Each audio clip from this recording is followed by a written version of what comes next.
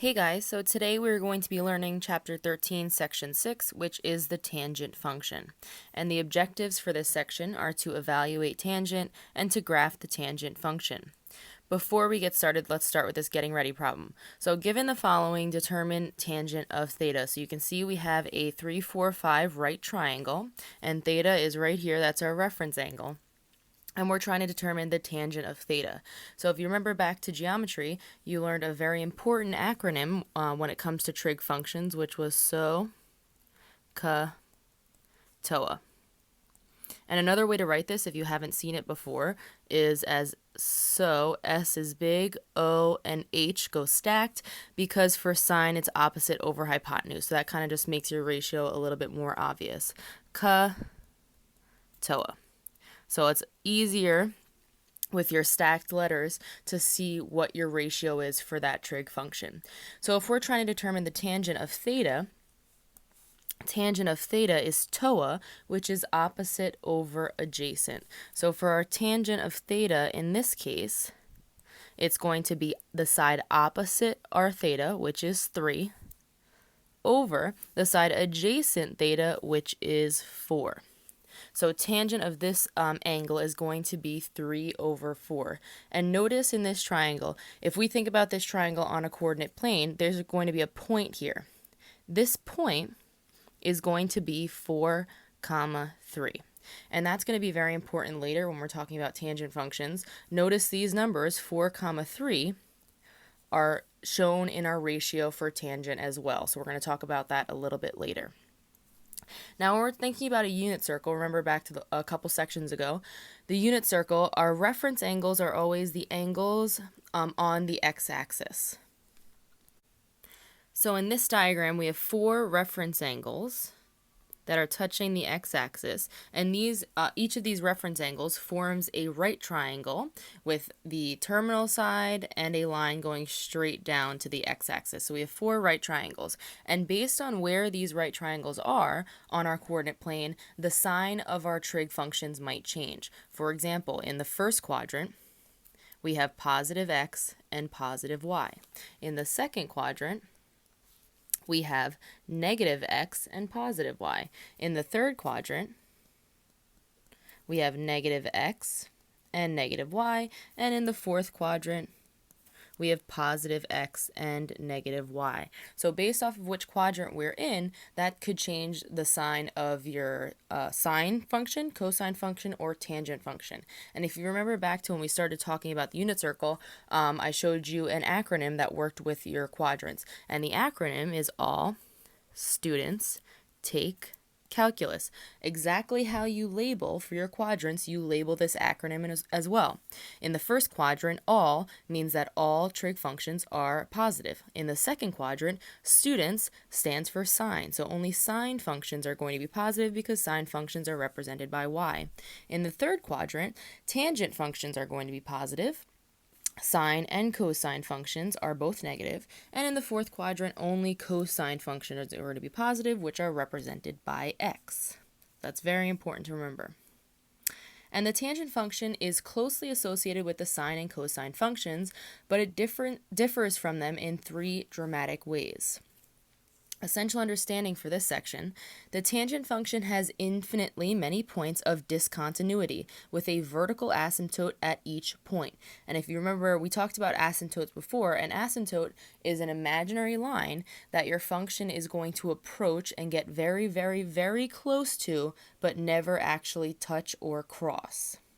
The range for a tangent function is all real numbers. The period of a tangent function is pi, which is half that of both the sine and the cosine functions, and that period is pi when your b value is equal to 1. And its domain is all real numbers except odd multiples of pi over 2. And a key concept for tangent of an angle. Suppose the terminal side of an angle theta in standard position intersects the unit circle at a point x, y. Then the ratio y over x is the tangent of theta, denoted tan theta. In this diagram, x equals cosine of theta, y equals sine of theta, and y over x equals tangent of theta. So it's going to be very important to remember this ratio. Tangent of theta is equal to y over x. In this case, it's sine of theta over cosine of theta. And when we're finding the tangent of angles, sometimes we're going to have fractions for sine and fractions for cosine. So it could be easier to think about this ratio as y divided by x if you're more comfortable with that rather than having to divide fractions. So finding tangents geometrically. So what is the value of each expression? For a, we have tangent of pi, and the most important thing you have to think about is where are we on the unit circle. So if we have our unit circle, and we label, we have 0, pi over 2, pi, 3 pi over 2, and 2 pi. So if we're thinking about tangent of pi, this point here is going to be negative 1, 0. And we know from the last slide that if we're taking tangent of pi, we're doing y over x or y divided by x. So to figure out the tangent of pi, we're going to do 0 over negative 1 or 0 divided by negative 1. 0 divided by negative 1 gives us a tangent of pi equal to 0. So the tangent of pi equals 0. And for our second example, we're trying to determine the tangent of negative 5 pi over 6. And remember, if you're given an angle in radians and it is divisible by 6, that means that the reference angle is going to be 30 degrees. So if the reference angle is 30 degrees, our points are going to be radical 3 over 2, comma 1/2 on the unit circle. So we have our points, but now we have to think about where negative 5 pi over 6 lands on the unit circle to determine if the signs of these points stay positive or negative. And I'm just going to erase some of this other problem so that we have a little bit more room to work. So to figure out where negative 5 pi over 6 lands on our unit circle, it's easier if we use coterminal angles to create a positive angle. So remember, for coterminal angles, you take your angle, so negative 5 pi over 6, and you add 360 degrees. But notice we have our angle in radians. So the same thing as adding 360 degrees in radians would be adding 2 pi. So we want to add 2 pi, but to make our lives a little bit easier when we're adding, we're going to find a common denominator. So 2 pi is going to become 12 pi over 6. So we add 12 pi over 6 to get a positive coterminal angle of 7 pi over 6. And now it's a little bit easier to figure out where we are in the unit circle. So thinking about our unit circle, we know that 6 pi over 6 is on the negative x-axis because that's where pi is, which means that 7 pi over 6 would have to land in our third quadrant. And if our terminal side is in the third quadrant, we know that our x value and our y value are both going to be negative. But remember, if we're trying to sketch this angle, because it's negative 5 pi over 6, we would be moving in a clockwise direction or in the negative direction. So now to figure out the tangent of negative 5 pi over 6, we have to do y divided by x. So in this case, our y is negative 1/2 divided by negative radical 3 over 2. So because both of our points are fractions, this is where it's a little bit easier to write it as negative 1/2 divided by negative radical 3 over 2.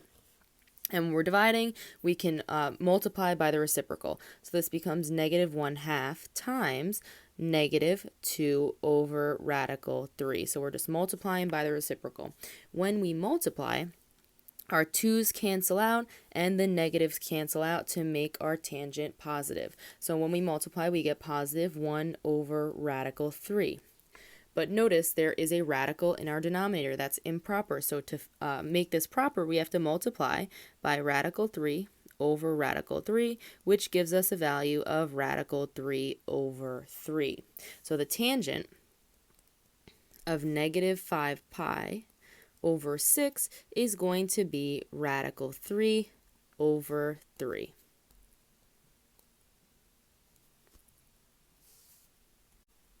So looking at a few more examples, what is the value of each expression? We have tangent of 2 pi over 3, and if you look on the unit circle, 2 pi over 3 is actually exactly on our unit circle.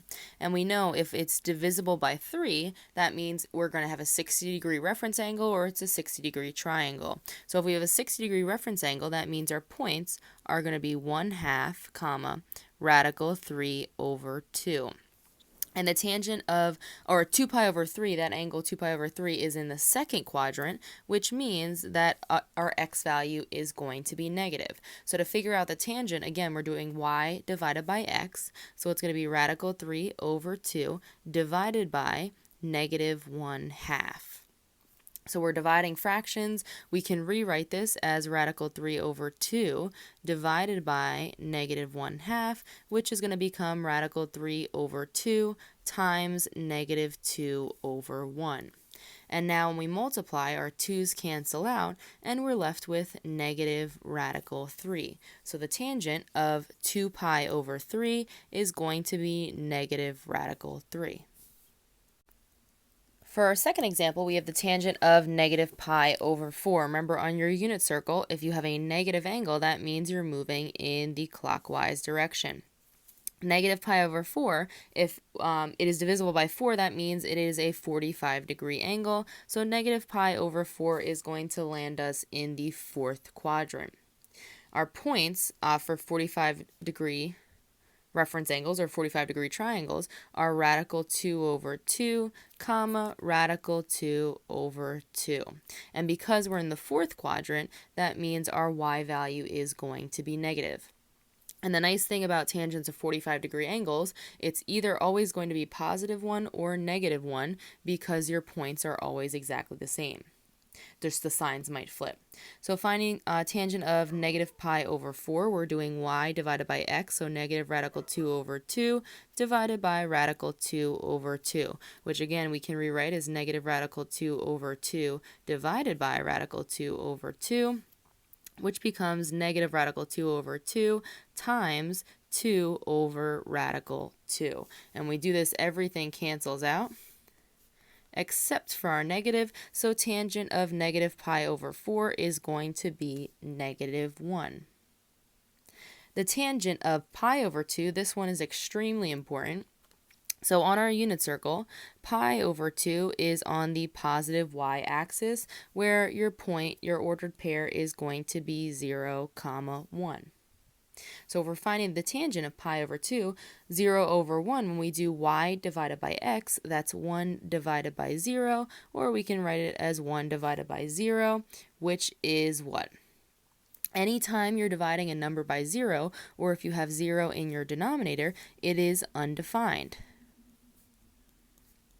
That's why this is an extremely important angle to remember. Tangent of pi over 2 is always going to be undefined. If it's undefined, that means on our graph we are going to have a vertical asymptote because we will approach that value, but no point on our function is ever going to be equal or reach that value.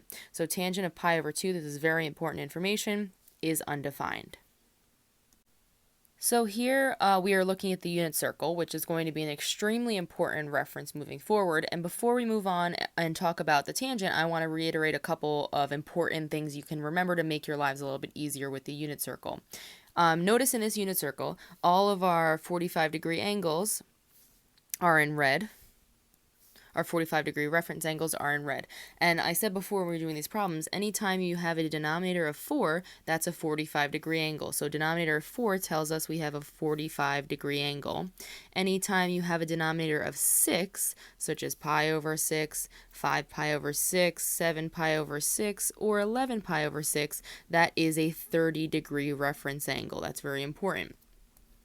And anytime you have a denominator of 3, such as pi over 3, 2 pi over 3, 4 pi over 3, or 5 pi over 3, your reference angle is going to be 60 degrees. So those facts are going to make your lives a little bit easier when you're working with the unit circle.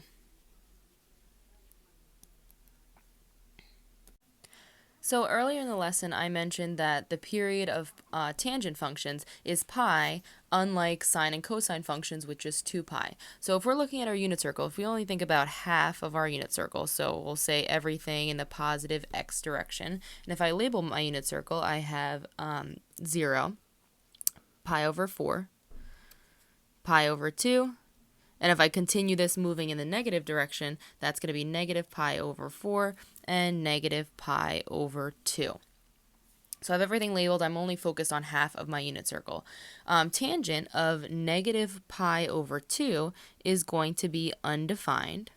Tangent of negative pi over 4 is negative 1. Tangent of 0 is 0. Tangent of pi over 4 is positive 1, and the tangent of pi over 2 is undefined. And remember, our period is just how long it takes us to go through one cycle, and one cycle is when we start repeating again. So you'll notice on this half of our unit circle, it only takes half the time, or pi, to start repeating our pattern again. So that's why the period of tangent functions is pi rather than 2 pi, because it only takes half as long to start repeating our function or start a new cycle. So for tangent, similar to our sine and our cosine functions, we can use the unit circle to determine the points on our graph. So the graph at the right shows one cycle of the tangent function, y equals tan theta, for negative pi over 2 is less than theta, which is less than pi over 2. This pattern repeats periodically with period pi. At theta equals plus or minus pi over 2, the p fails to intersect the line x equals 1, so tangent of theta is undefined. So this graph is only showing one cycle of our tangent function. Notice there is a vertical asymptote at pi over 2 and at negative pi over 2. And remember, when we were talking about that domain, it was that all real numbers accept odd multiples of pi over 2. So at pi over 2, we're going to have a vertical asymptote. At 3 pi over 2, we're going to have a vertical asymptote, and so on. And notice it's a vertical asymptote, so that's a vertical line, which means it's going to be represented in an equation as x equals. So properties of tangent functions, again, very similar to sine and cosine, where our equation y equals a. A still represents either a stretch or a compression. It also tells us if we have a reflection over the x-axis. And then we have tangent b theta. B also still represents the same thing, but now when we're figuring out the period, we are using pi over b rather than 2 pi over b.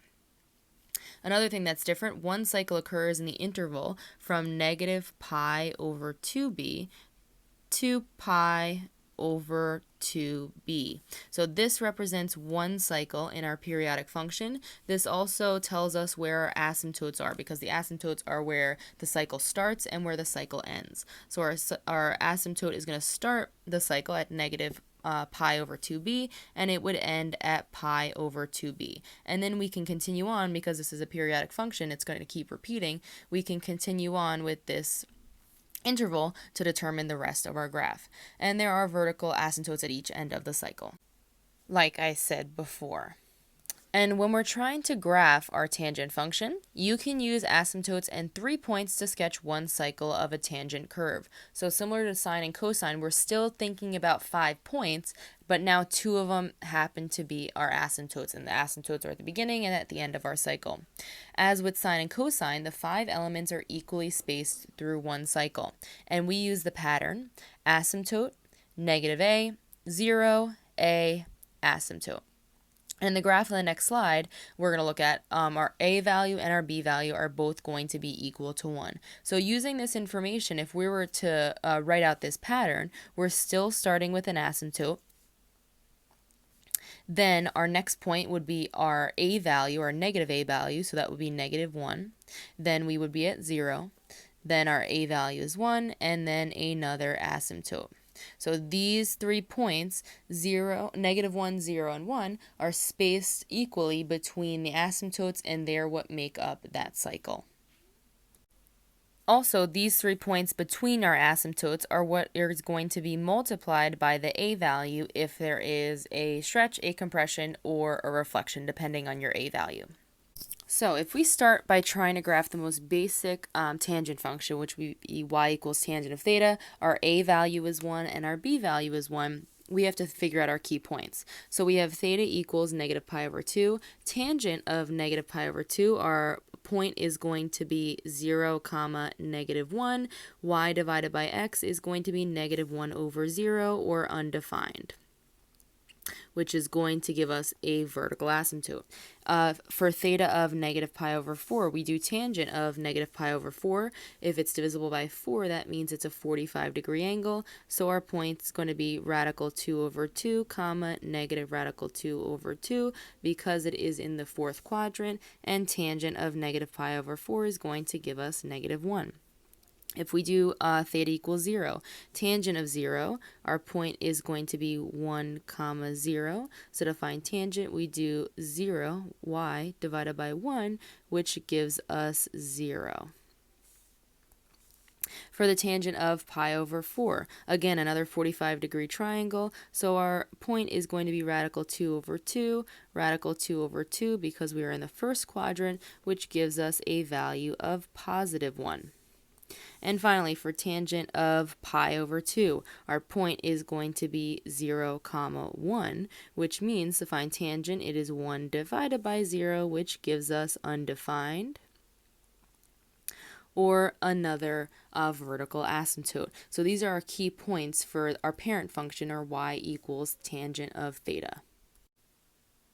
So if we're trying to graph our parent function, which is y equals tangent of theta, notice we have our asymptotes. One of our asymptotes is at negative pi over 2. We have another asymptote at pi over 2. And notice, very important, here we have 0. From 0 to our asymptote, we want to think about the halfway point because our points are always going to be equally spaced apart. So from 0 to pi over 2, negative pi over 2, the halfway point is going to be negative pi over 4. And this here tells us what we want our x-axis to be increasing by. So we want our x-axis to be increasing by pi over 4. So we have pi over 4, 2 pi over 4, which reduces to pi over 2. Then we have 3 pi over 4.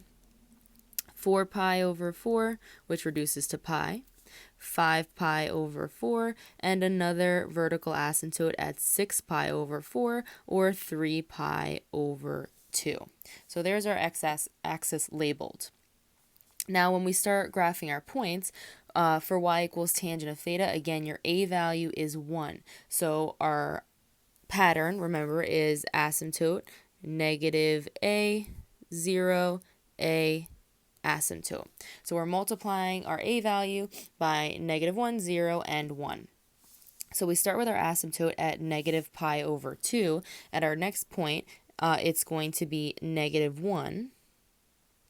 Then we go to 0, and then 1.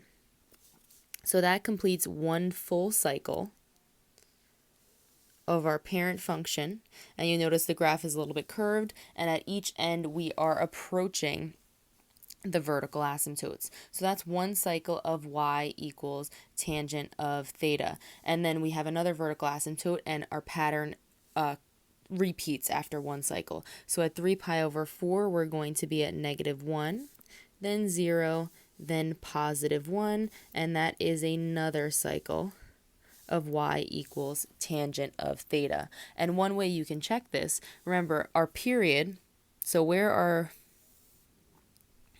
cycle ends, how long it takes us to get through one cycle, which is where our y values start to repeat, is pi. So your period is always going to be pi when your b value is 1. And another way we can check that, say we take this point, negative pi over 4, and we add the period, which is pi, or we can say 4 pi over 4. Negative pi over 4 plus 4 pi over 4 is 3 pi over 4. So one point we have at negative pi over 4, then we should repeat the same y value at 3 pi over 4 because we've gone through one full cycle. And notice at negative pi over 4 and at negative 3 pi over 4, our y value repeats, which is negative 1. So that's one good way to check to make sure you're doing everything correct. And looking at another few examples, we are going to use the period, asymptotes, and points to graph tangent functions. So our first example, sketch two cycles of the graph y equals tangent pi times theta, which is our angle. So again, remember when we're talking about tangent, we're going to figure out our period by doing pi divided by b. In this equation, our b value is equal to pi. So to figure out our period, we're going to do pi divided by pi, which gives us a period of 1. To figure out our asymptotes go from negative pi over 2b to pi over 2b. So that's going to be negative pi over 2 pi to pi over 2 pi. And notice our pi's cancel out in these fractions. So our asymptotes for this function are going to be negative 1/2 to positive 1/2. So from negative 1/2 to positive 1/2, that's going to be one cycle of this function. And like I said before, the period is 1. So you'll notice the distance between our asymptotes from negative 1/2 to 1/2 is 1. That distance between your asymptotes should always add up to the period because your asymptote represents the beginning of your cycle and the end of your cycle. So the distance here should always add up to your period. So now we have all of the information and we have to graph. Notice the graph did change. You're not going crazy. I just needed more room on the x-axis in order to graph tangent pi of theta. So first we know we have asymptotes at negative 1/2 and positive 1/2. So I'm going to mark these off. I'm leaving a little bit of room on the x-axis and you'll see why in a moment. And I'm going to mark off my asymptotes at negative 1/2 and positive 1/2. So we have positive 1/2 and negative 1/2. And now remember, we have 0 here. To figure out our intervals, which we're increasing by, we have to go from 0 to our asymptote and figure out halfway between there. So halfway between 0 and negative 1/2 is going to be negative 1/4. Halfway between 0 and 1/2 is positive 1/4. So we're going to be increasing by intervals of 1/4 on our x-axis. So we have 0, 1/4, then we have 2/4, which reduces to 1/2, 3/4, 4/4, which reduces to 1, 5/4, and 6/4, which reduces to 3/2. In our negative direction, we have negative 1/4, negative 1/2, negative 3/4, and so on. So now we have our asymptotes.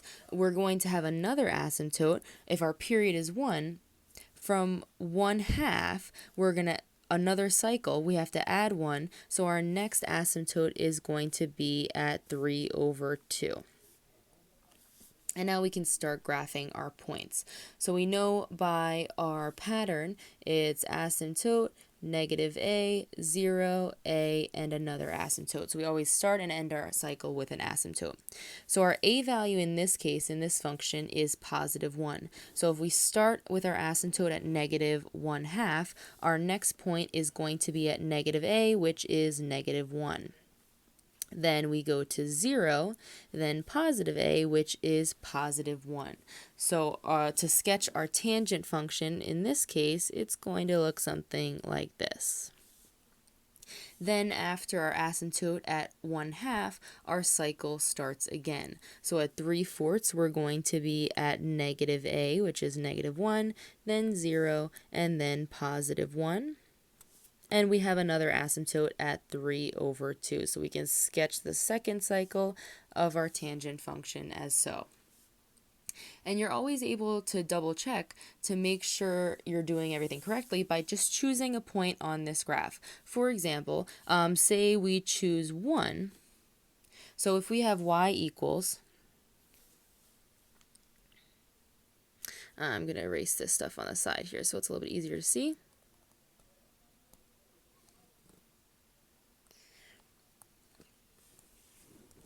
So we have our function y equals tangent of pi theta. So say we take a theta which is equal to 1. That's going to be y equals tangent of pi.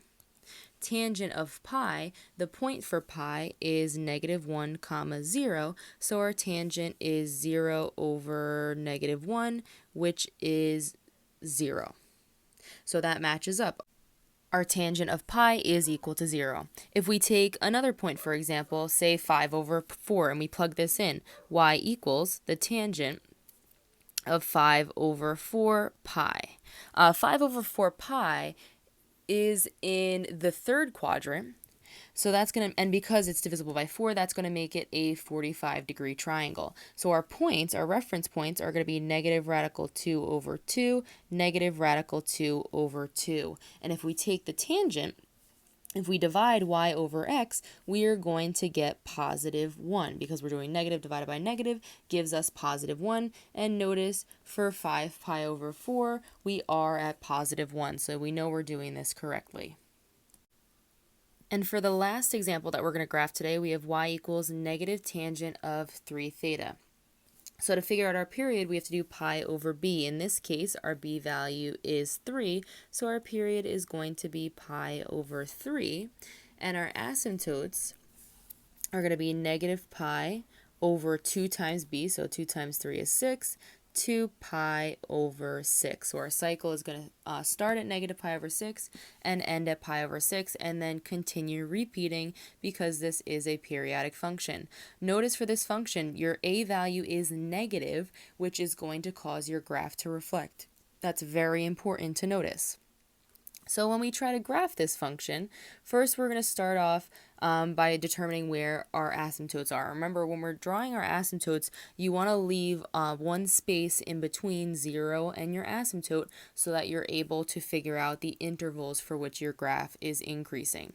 So we know our vertical asymptotes are at negative pi over 6 and positive pi over 6. So I'm just going to sketch these vertical asymptotes first, and then we're going to determine the intervals for which our graph, our x-axis is increasing.